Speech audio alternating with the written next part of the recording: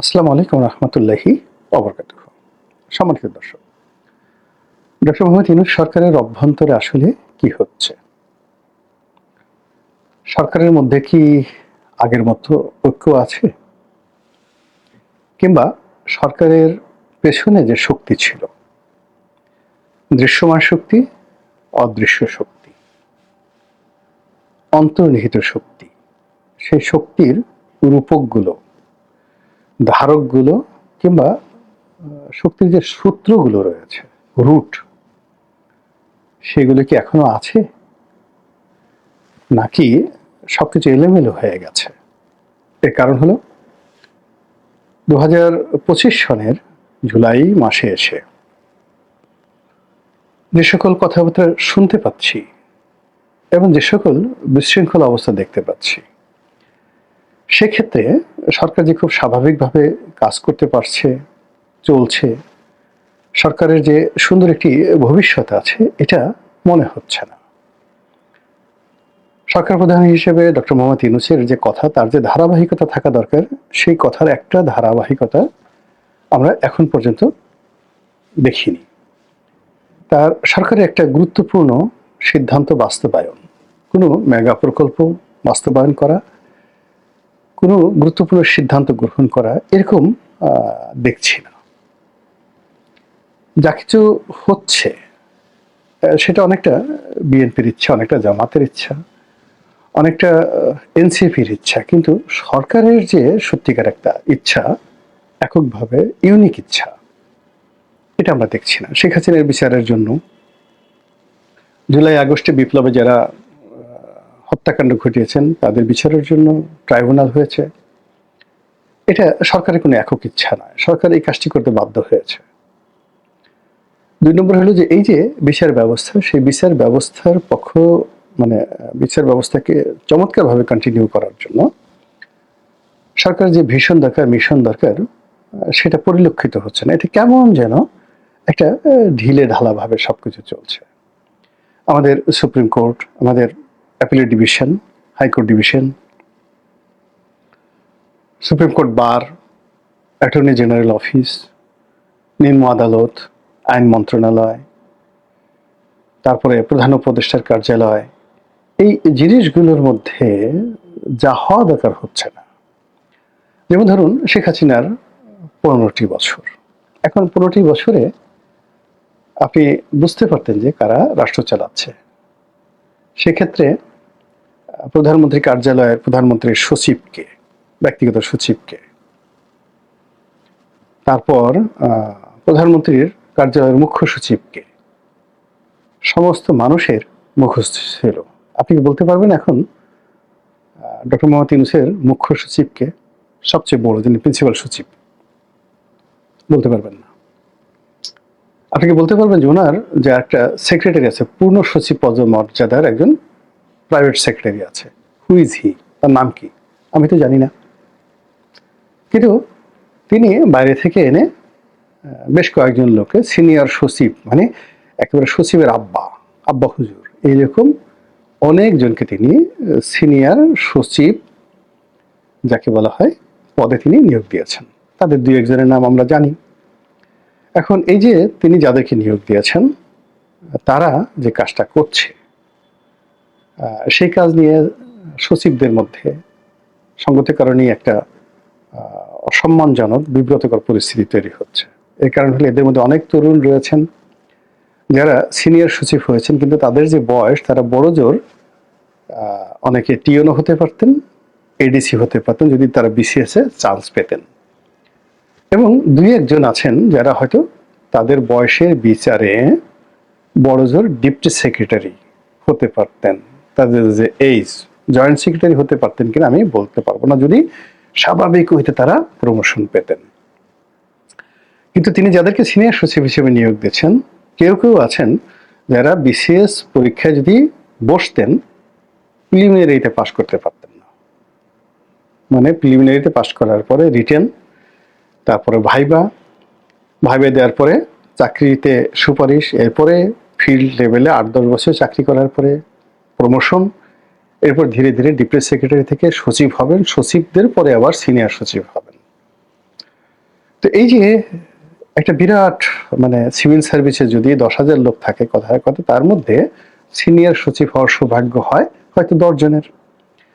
তো এইরকম হঠাৎ করে ধরে এনে যারা পরীক্ষায় বসেননি কখনো, বিসিএস পরীক্ষায় পাশ করা তো দূরের কথা, তাদেরকে এনে উনি সিনিয়র সচিব বানিয়ে দিয়েছেন। ফলে কি হলো, আমরা এই সিনিয়র সচিবদেরকে চিনছি, কিন্তু অরিজিনাল যারা সচিব তাদেরকে আমরা চিনছি না, যারা দেশ চালাচ্ছে বা যারা দেশ চালাবে। এরপর আমলাদের বাইরে যেটা আছে সেটা হলো একটা রাইট হ্যান্ড থাকে, তারপর শেষে লেফট হ্যান্ড থাকে। বিএনপি জামানাতে, আওয়ামী লীগ জামানাতে, এরশাদ জামানাতে প্রধানমন্ত্রী একটা মিনি ক্যাবিনেট থাকে, কিচেন ক্যাবিনেট থাকে। তো সেখানে পদবি না থাকলে অনেকে ক্ষমতাধর, যেমন শেখ হাসিনার এস আলম, তারপর শেষে শেখ হাসিনার সালমান এফ রহমান, শেখ হাসিনার সেই মজুমদার, নজরুল ইসলাম মজুমদার, তারপর আরো অনেকে, এরকম ধরুন অ্যাটলিস্ট 1 ডজন। এখন এদের হাতে অনেক ক্ষমতা, এদের হাতে অনেক ক্ষমতা ছিল, এরকম একটা ক্ষমতা এটা অভ্যস্ত। এখন ডক্টর মোহাম্মদ ইউনূসের এরকম লোক কারা? চিনেন আপনি তাদের কাউকে? নাম বলতে পারেন? তাহলে এই ক্ষমতাগুলো কোথায়? আকাশ উড়ে বেড়াচ্ছে, বাতাস উড়ে বেড়াচ্ছে, অথবা ক্ষমতা ভূতে চালাচ্ছে।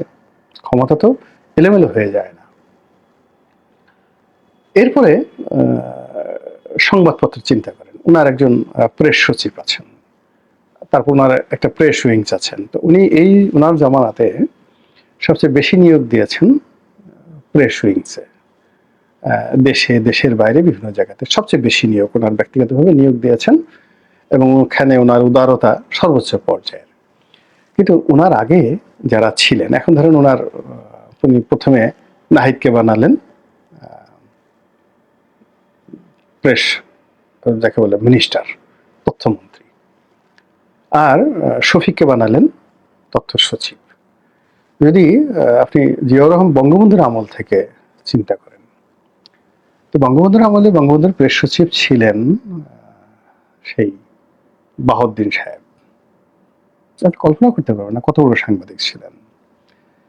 জাওদুর রহমান সাহেব ছিলেন। জিয়াউর রহমান সাহেবের তথ্যমন্ত্রী ছিলেন আকবর কবির সাহেব, হুমায়ুন কবিরের ভাই। ভারতের কেন্দ্রীয় সরকারের যে শিক্ষামন্ত্রী হুমায়ুন কবির, তার যে বড় ভাই আকবর কবির, নাজমুল হুদা সাহেবের শ্বশুর, এবং সিগমা হুদার ব্যারিস্টার সিগমা হুদার বাবা, তিনি ছিলেন তার তথ্যমন্ত্রী। আচ্ছা, এরশাদ সাহেবের তথ্যমন্ত্রী কারা ছিলেন? উনি ছিলেন আনোয়ার জাহিদের মতো বিশ্ববরেণ্য সাংবাদিক, বিশ্ববরেণ্য বুদ্ধিজীবী ডক্টর মিজানুর রহমান শেলী তথ্যমন্ত্রী ছিলেন। আচ্ছা, শেখ হাসিনার তথ্যমন্ত্রী কারা ছিলেন? এই লাস্টের কয়েক বছর আপনি চিন্তা করেন। হাসানুল হক ইনু, আপনারা কল্পনা করতে পারেন হাসানুল হক ইনু হুইজ হি?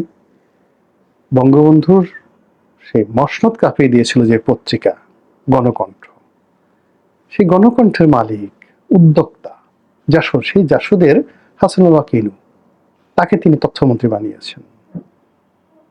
যেন তেন কথা নয়। এরপর তিনি আবুল কালাম আজাদ, বিখ্যাত সাংবাদিক, প্রবীণ সাংবাদিক, তাকে বানিয়েছেন তথ্যমন্ত্রী।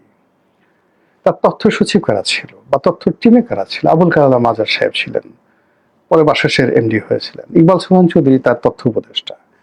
বাংলাদেশ ইকবাল সোবহান চৌধুরীর সামনে, এখন ওনার সামনে যারা আছেন কলম ধরে এ লিখবেন, বি লিখবেন, আমি তো কল্পনাই করতে পারি না। তারা হয়তো এখন ক্ষমতা আছে, ইকবাল সোবহান চৌধুরী সাহেবকে জিজ্ঞেস করতে পারেন, তুই কার বাপরে, তুই কার খালুরে, এটা জিজ্ঞাসা করতে পারেন। কিন্তু আমি ইকবাল সোবহান চৌধুরী সাহেবকে যেভাবে দেখেছি অবজারভারে, চিফ রিপোর্টার হিসেবে, অবজারভার সম্পাদক হিসেবে,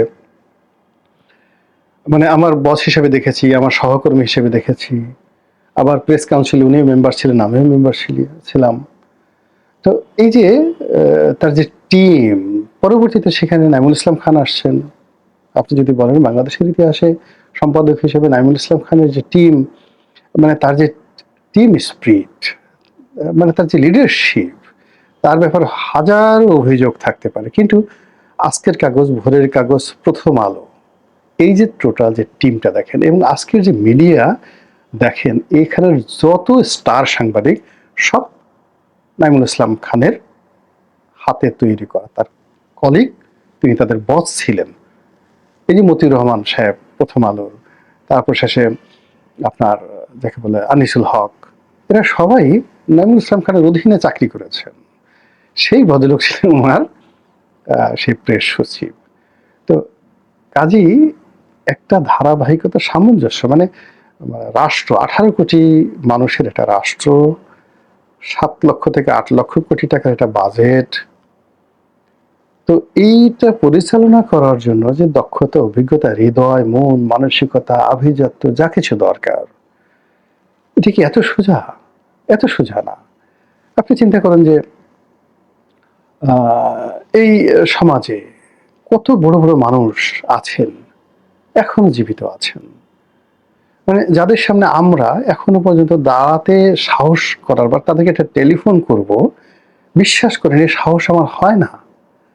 তো এরকম অনেক লোক আছেন, আমার এই বদরুদ্দিন উমর সাহেবকে টেলিফোন করার সাহস আমার হয় না, বিশ্বাস করেন হয় না। আই ক্যানট ইমাজিন কাদের সিদ্দিকী সাহেবকে একটা টেলিফোন করতে আমার সাহস হয় না। আমার সেই শ্রদ্ধাবোধ রয়েছে। লতিফ সিদ্দিকীকে টেলিফোন করার সাহস হয় না, সাবির হোসেন চৌধুরীকে টেলিফোন করার সাহস আমার হয় না। তারা আমাকে সবাই স্নেহ করেন, আশা করেন, কিন্তু আমার সাহস হয় না। আমি তাদেরকে শ্রদ্ধা করি, কাছে থেকে দেখেছি। সে কত আগে দৈনিক ভোরের কাগজ, মতিউর রহমান চৌধুরী, মতিউর রহমানের বস ছিলেন এই যে প্রথম আলোর মালিক সাবির হোসেন চৌধুরী। এখন আপনি তাকে মনে করতেছেন যে রাস্তার একজন মানুষ। এটা আমার হয় না। কিন্তু অনায়াসে এখন ডক্টর মোহাম্মদ ইউনূসের সঙ্গে অনেক লোক আছে যারা এরকম বড় বড় মানুষকে কান ধরে ঘোরানোর মতো সাহস রাখে, শক্তি রাখে, হিম্মত রাখে। এর ফলে কি হলো যে যেভাবে যে জিনিস চলার সেই জিনিস চলছে না। ধরেন আপনার কাছে একটা মার্সিডিজ বেঞ্জ গাড়ি আছে, আপনি এটা চালাবেন অকটেন দিয়ে, আর সেখানে কতগুলো কেরোসিন তেল ঢেলে দিলেন, আচ্ছা গেল। ড্রাইভার হিসেবে আপনি বললেন যে ধুর বাদ, ওই যে গুলিস্থান থেকে মিরপুরে যে রোডে যে বিকল্প বাসগুলো আছে, একটা ড্রাইভার ধরে নিয়ে আসো, মার্সিডিজ ড্রাইভার লাগবে না, ওই ড্রাইভারই চালাইলো। ফলে আপনার গাড়ির কি অবস্থা হবে বুঝতে পারেন। কেরোসিন তেল দিয়া মার্সিডিজ চালাইলেন, তারপরে আবার আপনি চিন্তা করলেন যে মাঝে মাঝে বন্ধ হয়ে যেতে পারে, একটু ধাক্কা ধুক্কা দিতে লোক লাগবে, দুজন লোকও রাখলেন ধাক্কা দেওয়ার জন্য। আপনার মার্সিডিজের অবস্থা কি? আসলে যে জিনিস করবে সেই জিনিসের জন্য সেটা লাগবে। সিঙ্গারা যে বানায় সেই বাবুর্চি দিয়ে আপনি পোলাও কুমা রান্না করতে পারবেন না। তারপরে শেষে যে লোক গরু জবাই করে, কসাই, তাকে দিয়ে আপনি হীরা কাটতে পারবেন না। ডায়মন্ড কাটার হিসেবে আপনি কসাইকে নিয়োগ দিতে পারেন না।